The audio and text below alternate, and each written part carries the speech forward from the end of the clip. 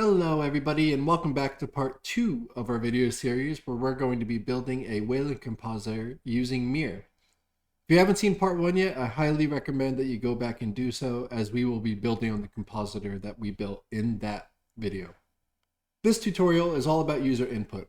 We're going to explore how we can route a particular keybind to perform some action in Mir. In our example, we're going to bind Ctrl Alt T to open a terminal of our choosing. In this case, I'm going to open foot. So without further ado, let's jump right in. So as you can see, I'm back where we left off in the last video, and we're going to start this task by including Mural append keyboard event filter. What this is going to allow us to do is provide a function that gets run anytime that a keyboard event happens. So we will declare one of these in the runner.runWith section, which we often do with Mural objects, as we've seen with the window management policy. Now, if we drill down into the constructor for this, you'll see that it takes a function that takes as a parameter the incoming Mir keyboard event and returns a Boolean, which describes whether or not that event was handled by us. If an event is handled, that means it won't be propagated to any further clients or filters. So let's define that function really quick.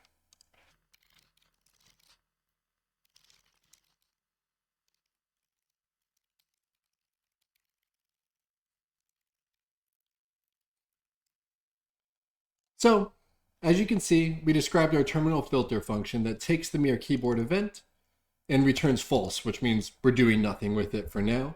And we're supplying it to the append keyboard filter object in this constructor.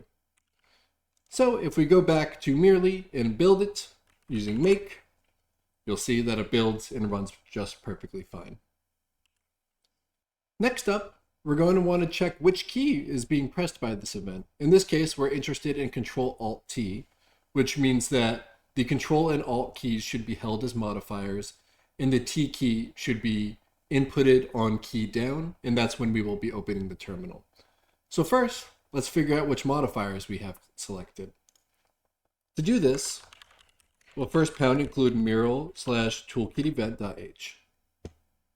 Next, we'll use mural toolkit to get the modifiers out of the event. So we do auto const modifiers equals mural toolkit Mir keyboard event modifiers from the event.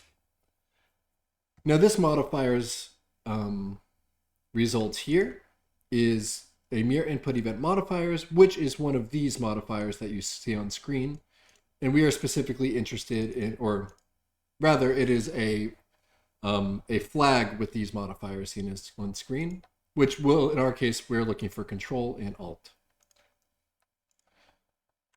So we could check if those flags are set on the modifiers now. So we could check if Mir modifiers and Mir modifier input event modifier Alt, and modifiers and Mir input event modifier Control. Great. So now we know that Control and Alt are being held. The next thing we're going to want to check is what is the key sim of this event. In this case, we're interested in T. So in a similar way, we can check the key sim using the Mural toolkit. We're going to do Mir keyboard event key sim and pass in the event. And we could check if the event is an XKB key lowercase t. So now we know that Control and Alt are being held, and we know that T has just been, some event has happened on T. The next thing we need to check is what type of event that was. And again, we could use the Mural toolkit for this. So we could do autoconst action equals Mural toolkit Mir keyboard event action. And now we could check if the action is a Mir keyboard action down. As we can see, if we drill down there, there are other options. There's up, down, repeat, and modifiers, but obviously we're only interested in down for now. And that's great. So now we know that Ctrl Alt and T, or Control and Alt, are being held while we click T down, and we'll get a single action out of that. The next thing we want to do is actually use this to spawn a terminal. To do that, we're going to pound include Miro/external client launch external client, and from there we'll have the external client launcher available to us. We're going to capture this in the we're going to capture this launcher in the terminal filter, and inside of when we're receiving our action, we're going to do launcher.launch, and for now we're just going to do foot. That's my terminal of choice, but you may put whatever terminal you want in here. And then we're going to return true because we don't want this key event being propagated to any of the clients or any other of the filters. And finally, we're going to pass the launcher to run with so that everything gets registered in Mir. And that should be good to go. So let's go back to our terminal, type make, and we will run merely.